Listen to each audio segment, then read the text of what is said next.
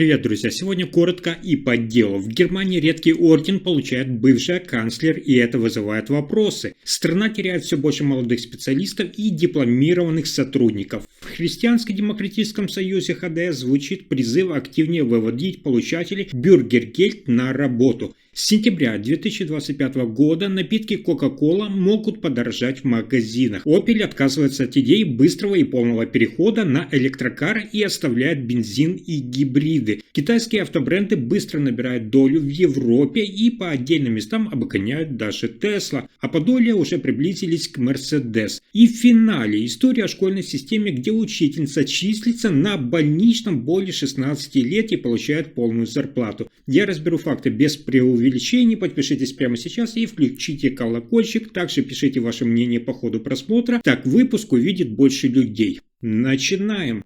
Итак, бывшей федеральной канцлерке присвоили одно из самых престижных отличий земли Мекленбург, Переднее Померания – орден заслуги этой федеральной земли. Его, напомню, вручают тем, кто оказал значительное влияние на регион или внес важный вклад в его развитие. Инициатором награды выступила глава правительства земли Мануэля Швезих. Она назвала Меркель влиятельной фигурой и вспомнила ее связи с регионом, где делается уникальный музей океанографии в Штральзунде.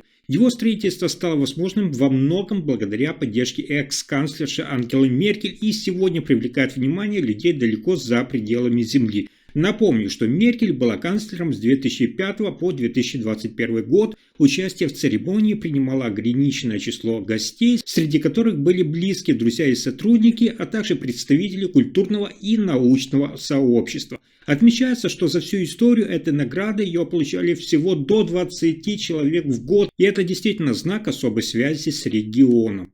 А дальше еще интереснее. Каждый год Германию покидает, внимание, сотни тысяч. В 2024 году зарегистрировано рекордных 270 тысяч выездов. И кто чаще уходит? Это, как правило, люди, уже имеющие высшее образование, молодые и стремящиеся к карьерным возможностям за пределами Германии. Исследования показывают, более 75% эмигрантов обладают университетским дипломом. Многие выходцы из Германии находят применение своим знаниям именно за границей, зачастую получая более высокую зарплату. Кроме того, среди эмигрантов заметно больше людей из образованных и состоятельных семей. При этом они сохраняют свой социальный статус даже за границей. Многие уехавшие работают в сферах, требующих высокой квалификации, и делают это успешно. Интересный факт. Около 41% студентов-жителей Германии допускают возможность переезда после окончания учебы. Это связано не только с финансовыми, но и карьерными перспективами, а также с общей экономической ситуацией. А теперь важные новости из Германии. Политик от Христианско-демократического союза ХДС Матиас Мидельберг поднял тему гражданской занятости. Он заявил, что нельзя допускать ситуацию, когда значительная часть мигрантов получает социальную помощь, но при этом остается без работы. Согласно его речи, сейчас около, внимания, 37% представителей некоторых мигрантских сообществ в стране официально трудятся и платят взносы. В то же время около половины этих групп получают бюргергельд. Это основное пособие для тех, кто не работает. Также это, по словам Матиаса Мидельберга, свидетельствует о значительном потенциале к трудоустройству, который необходимо активнее использовать. Он привел сравнение с другими группами мигрантов, например, из ряда стран Восточной Европы, среди которых количество заявлений на пособие составляет лишь около 6-8%, почти как среди коренного населения. Таким образом, и сирийцы, и афганцы могут выйти на аналогичные показатели по трудовой активности. При этом Матиас Мидельберг подчеркнул, цитата, «речь не о сокращении помощи тем, кто действительно не может работать, например, из-за здоровья или инвалидности, но из почти 2 миллионов получателей бюргергельд значительное число официально зарегистрированы как нуждающиеся в работе. Это требует усилий со стороны джоб-центра и государства как с точки зрения помощи, так и в экономии бюджета». Мидельберг добавил, что повышение налогов для богатых не рассматривается Христианско-демократическим союзом, в то же время он видит необходимость в глубокой реформе социальной поддержки, чтобы система мотивировала людей к трудовой активности и не содержала пассивного ожидания помощи. И еще одна новость о ценах в магазинах. С сентября 2025 года напитки Coca-Cola, включая Fanta и Sprite, подорожают в Германии. Об этом сообщила глава компании, которая разливает и поставляет продукцию бренда на местном рынке. Компания объяснила повышение цен двумя факторами. Значительно возросли затраты на энергию и оплату труда, при этом низкие цены на сахар пока не выравнивают ту ситуацию, поскольку закупки сырья производятся на длительные сроки, и текущее снижение не помогает компенсировать общую нагрузку. Повышение затронет всю линейку напитков, но конкретный размер наценки еще не обозначен. Он будет в пределах однозначного процента. Решать, передать ли эту стоимость покупателю, будут уже торговцы на местах. А дальше новости промышленности Германии. Автопроизводитель Opel пересмотрел планы по полному переходу на электромобили. Ранее компания, я напомню, планировала в 2028 году отказаться от автомобилей с двигателями внутреннего сгорания, но теперь отказалась от этой стратегии полностью. Причина – это ограниченный спрос на электромобили в некоторых странах. Opel решил оставить в продаже автомобили с разными типами двигателей, аккумуляторными, гибридными и бензиновыми. Такая гибкость позволит лучше адаптироваться к реальным покупательским предпочтениям. Параллельно отложены планы по строительству крупного завода по производству аккумуляторов. Это связано с ухудшением финансовых показателей материнской компании Stellantis.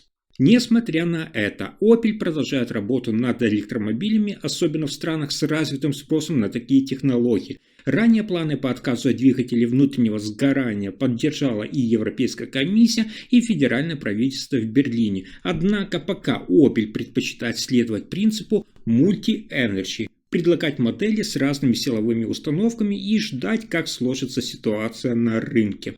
И еще новость, которая вызывает обеспокоенность у немецких автопроизводителей и правительства Фридриха Мерца. Несмотря на общее сокращение продаж автомобилей на европейском рынке в 2025 году, китайские автокомпании уверенно набирают долю. В первом полугодии они занимают уже 5,1% рынка, почти столько же, сколько, внимание, Mercedes-Benz с 5,2% и почти вдвое выше показателя годичной давности. В лидерах роста такие бренды, известные вам как BYD, Jayco, Amoda, Leapmotor и Xpeng. Особенно заметна динамика BYD. Их продажи выросли на 311%, что составило порядка 70 500 автомобилей. В апреле этим брендам впервые удалось обогнать и Tesla по объему продаж электрокаров. Например, чтобы вы понимали масштабы, китайские компании открывают заводы в Европе. BYD строит автомобильное производство в Венгрии и планирует фабрики для автобусов и грузовиков. Chery запустила производство в совместном предприятии в Барселоне и продает модели Amoda и Jayco на рынках Испании, Италии, Польши и Великобритании. Geely готовится представить автомобиль EX5 в Великобритании в конце 2025 года. Этот спрос вызывает беспокойство во всем Евросоюзе. Также начались расследования по поводу субсидирования китайских производителей, поскольку их агрессивная ценовая политика ставит под угрозу местных автопроизводителей. Есть еще одна новость с очень интересной историей. Одна из учительниц, проработавшая еще до своей болезни, находилась на больничном уже более 16 лет и при этом продолжала получать полную зарплату, хотя фактически не выходила на работу. Лишь в апреле этого года местные власти впервые потребовали ее прохождения медицинского обследования у официального врача. До этого момента никаких проверок или других мер не предпринималось, несмотря на многолетнюю ситуацию. Основания для больничных служили медицинские справки, в которых упоминалась проблема со здоровьем. Впрочем, сама учительница отказывалась от посещения официального врача, ссылаясь на нарушение личных прав. Судебная инстанция, рассматривавшая ее жалобу, признала то, что власти долгое время не реагировали, действительно непонятным. Тем не менее, она постановила, что обследование является законным и необходимым. Оно отвечает заботе о сотрудниках, а также интересам общества. Нельзя выплачивать полную оплату человеку, не выполняющему никаких обязанностей. Дополнительно выяснилось, что директор учебного заведения,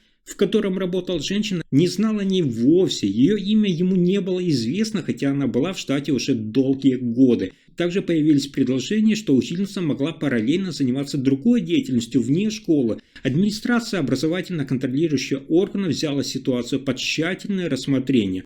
Если информация оказалась полезной, ставьте лайк, подписывайтесь на канал и делитесь видео. Спасибо за просмотр.